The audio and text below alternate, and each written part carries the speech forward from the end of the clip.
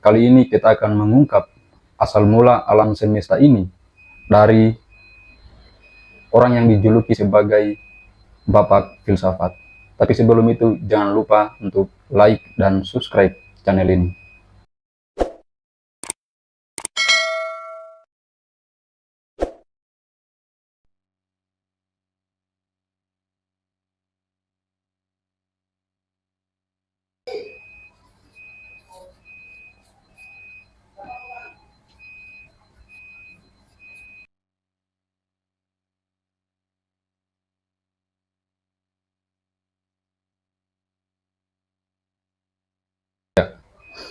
Filsuf alam. Sahabat sekalian, pada kesempatan ini kita akan membahas tentang filsuf alam. Yang menjadi pertanyaan berikutnya adalah siapakah mereka itu yang tergabung dalam pemikir-pemikir atau filsuf alam. Jadi menurut berbagai macam referensi dan literatur yang termasuk dalam filsuf alam itu ada 3 orang. Yang pertama itu adalah Thales, yang kedua itu adalah Anaximandros, dan yang ketiga itu adalah Anaximenes.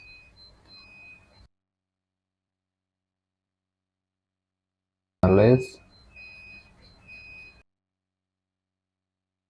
Anaximandros, dan Anaximenes.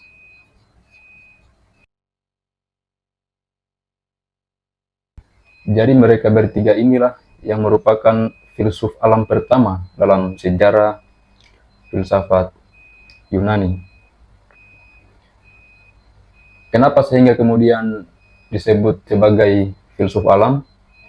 Karena mereka inilah yang memikirkan asal mula daripada alam semesta. Jadi sekitar 600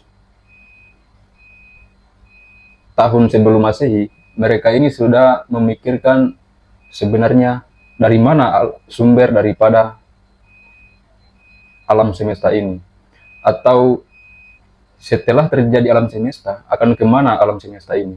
Itulah yang kemudian mereka pikirkan pada saat itu, sehingga disebut sebagai filsuf alam. Yang pertama kita akan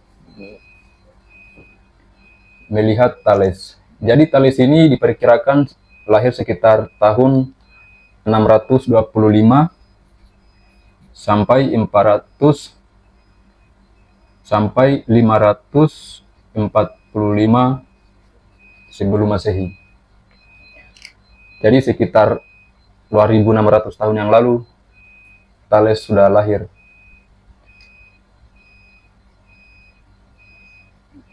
Ia lahir di Miletus yang merupakan Asia kecil di Yunani saat itu, yang sekarang yang masuk dalam wilayah Turki.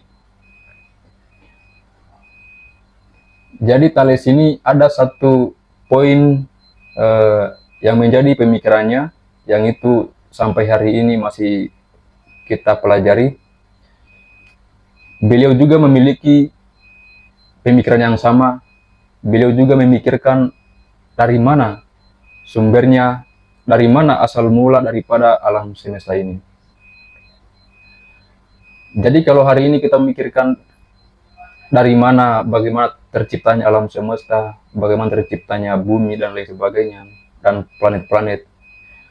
Padahal jauh sebelum itu mereka telah memikirkan itu.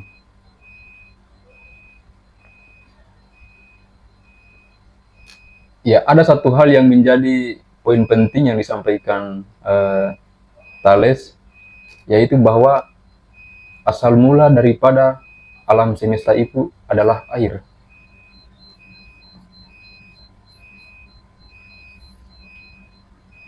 Inilah poin penting yang menjadi pemikiran Thales, bahwa semua yang ada di bumi ini adalah air. Dan barang-barang yang terjadi di bumi ini berasal dari air. Pertanyaannya, apakah pemikiran ini kita salahkan? Tentu tidak. Justru pemikiran ini saat itu kemudian diapresiasi karena pada saat itu pemikiran orang-orang Yunani selalu bersandarkan pada hal-hal yang mitos, hal-hal yang mitologi.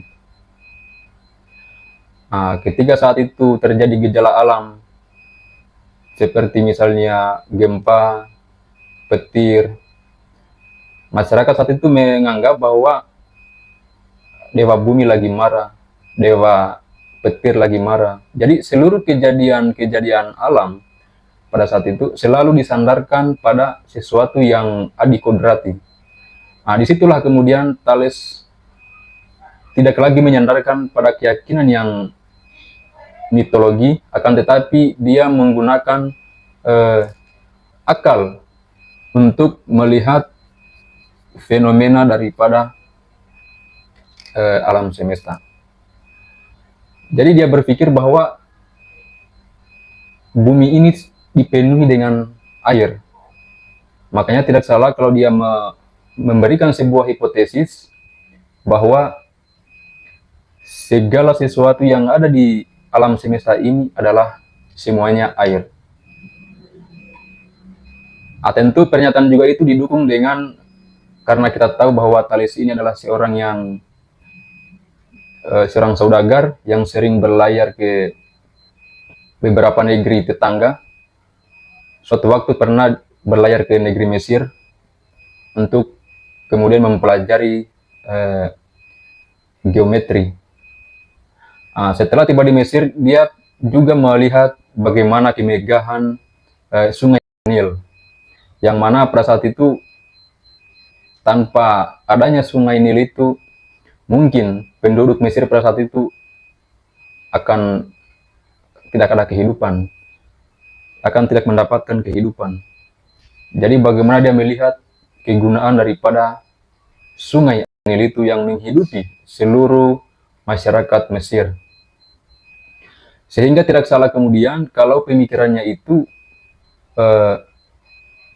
didukung dengan lawatannya di Mesir, yang mana air itu merupakan sumber penghidupan daripada segala yang ada di muka bumi.